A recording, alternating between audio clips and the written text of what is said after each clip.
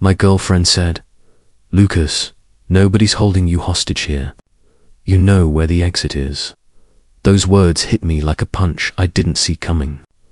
It was Friday night, and I was at my boss's rooftop game night, celebrating a promotion I had worked toward for over 2 years. I had brought my girlfriend, Mia, hoping she'd meet my colleagues and maybe show them the side of her I loved. I'd been telling everyone for months how amazing she was. But as soon as she saw Miles, one of Ben's neighbors, helping set up the music, she switched into this. I don't even know what to call it. Flirty, loud, physically close. Touching his arm, laughing at everything he said, whispering inside jokes only they seemed to understand. And I was standing right there, feeling my face heat up. I tried to ignore it, tried to chalk it up to her extroverted personality, but the pit in my stomach wouldn't go away. I leaned over and whispered, "Hey, can we step outside for a second?" She didn't even glance at me. "Why? What's wrong? Can't we just talk later?" Her tone was casual, dismissive. I tried again, keeping my voice low. "I just want to talk privately for a minute." Finally, she turned her head and gave me that half smile, the one that always made me doubt myself. "Are you seriously doing this right now at my work thing?" she said, louder this time. A few people nearby glanced over. I swallowed hard. "Can we please just step outside?" I asked, desperate to avoid a scene, and then she said it. The words that made everything crystal clear. "If my talking to someone bothers you that much, Lucas, nobody's holding you hostage. You know where the exit is." The music was still playing, the rooftop buzzing with casual chatter, but for a moment it felt like the world went silent. I froze, realizing this wasn't just another small argument over boundaries. This was public, deliberate, a way of putting me in my place in front of everyone. And in that instant, something shifted inside me. I put my drink down, looked at her, and calmly said, "Thanks for being clear." Then I walked away. No yelling, no dramatics, just the quiet certainty that I had finally seen the truth. I went straight to the elevator, down to the street, and didn't look back. By the time I got home, I had packed a small bag, laptop, work clothes, essentials, and called my friend Jake. He picked me up within the hour. For the first time in years, I felt a weight lift off my shoulders. No guilt, no confusion, just relief. Mia blew up my phone, calling and texting, insisting I come back, saying I was overreacting. But I kept the one response I knew was true. "You told me I wasn't being held hostage, so I left." That night on Jake's couch, I reflected. The memories flashbars where she'd lingered a little too long with male bartenders. Parties where she made inside jokes with strangers, while I stood by quietly. Moments I had brushed off as my own insecurity. Over time, I had convinced myself I was the problem, that I was controlling or paranoid. But now I saw the pattern. She pushed boundaries. I tried to assert myself. She dismissed it, often publicly, and I felt guilty for feeling uncomfortable. But this was different. This was humiliating. And it happened in front of everyone. Monday morning at work, my boss Ben pulled me aside during coffee break. "Lucas, that wasn't okay," he said.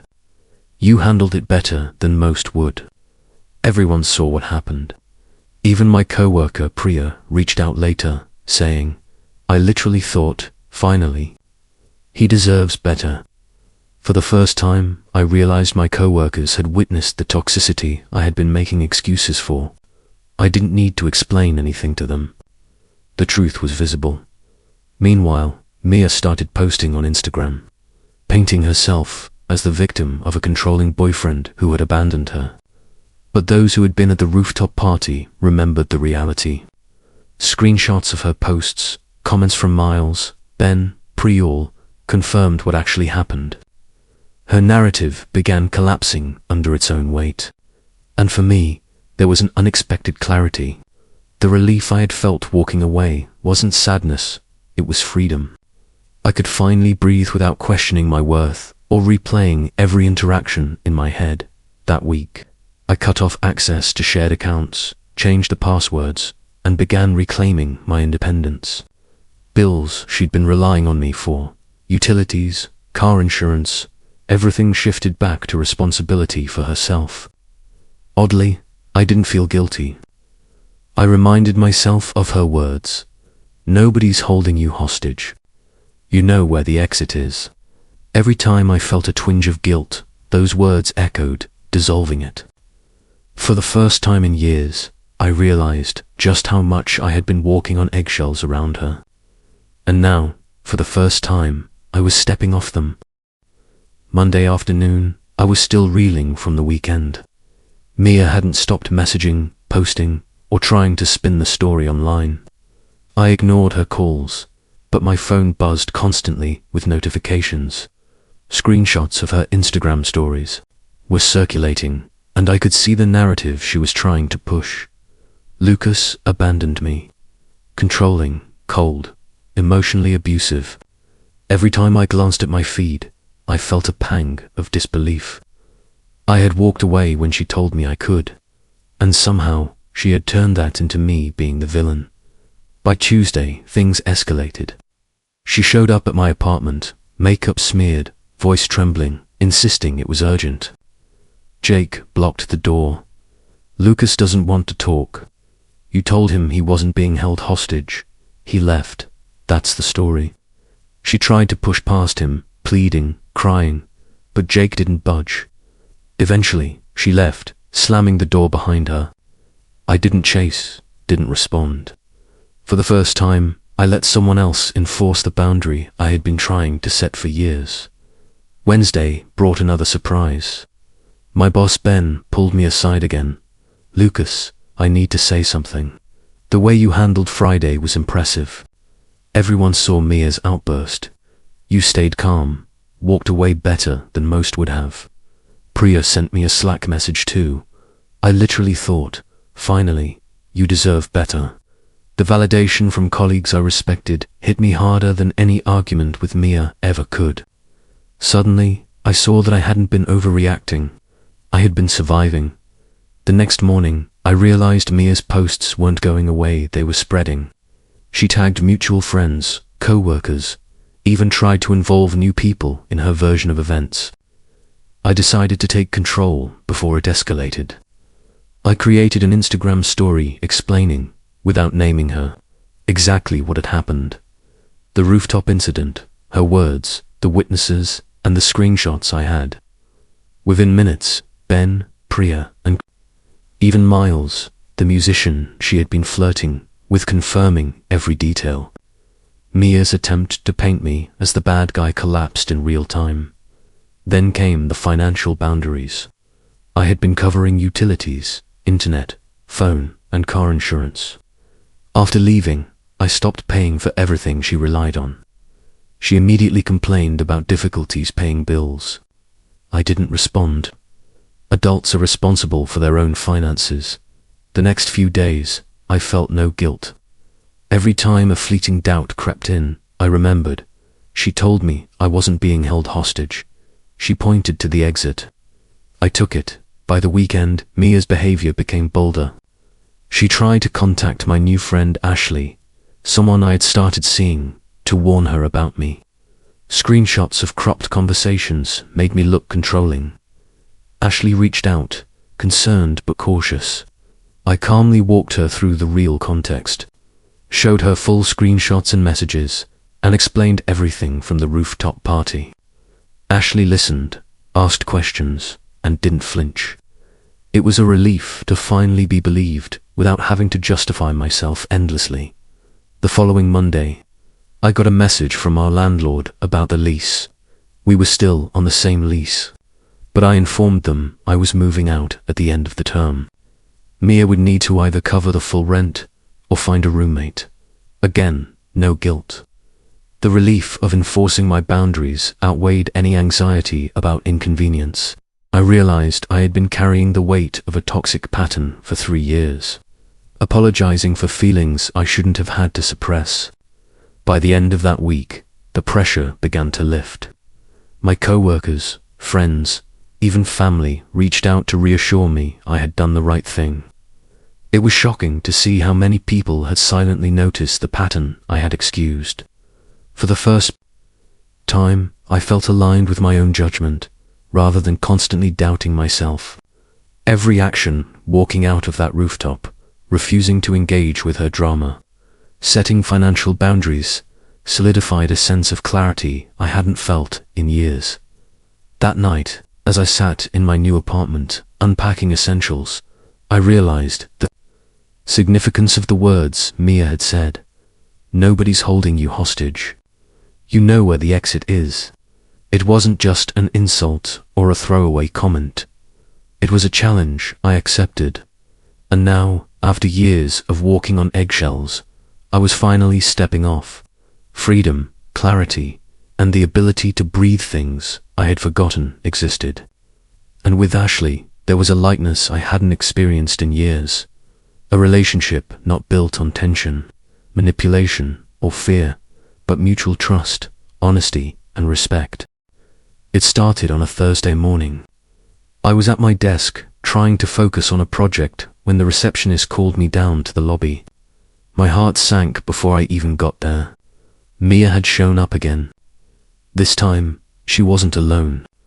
Alongside her was Sarah, someone from HR who looked uncomfortable from the start. Mia launched into her story immediately, her voice loud and trembling. He left me without explanation. He's controlling. He abandoned me when I was struggling. I stayed calm, letting her words hit the air, knowing that the truth was on my side. I explained everything succinctly, the rooftop party, her words, how I had asked to talk privately, how she had publicly told me to leave. Sarah listened, eyes widening as the pieces fell into place.